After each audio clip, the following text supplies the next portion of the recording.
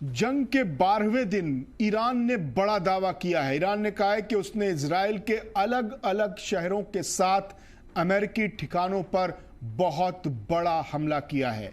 हमले के साथ ईरान ने यह संदेश दिया है कि जंग में अभी असली खेल और बड़ा खेल खेला जाना बाकी है।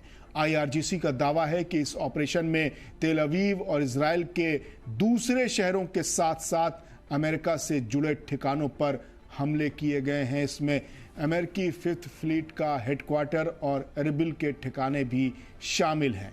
आईआरजीसी का ये लेटेस्ट अटैक उसके दुश्मनों को पैगाम है, यानी ईरान अपनी मिसाइल हमलों की तेजी को बढ़ाना जारी रखेगा।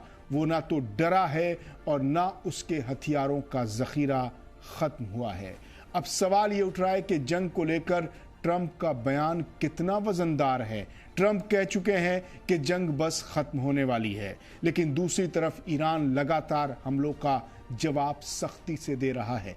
ईरान ने यह भी कहा है कि जंग खत्म कब होगी ये अब अमेरिका तय नहीं करेगा।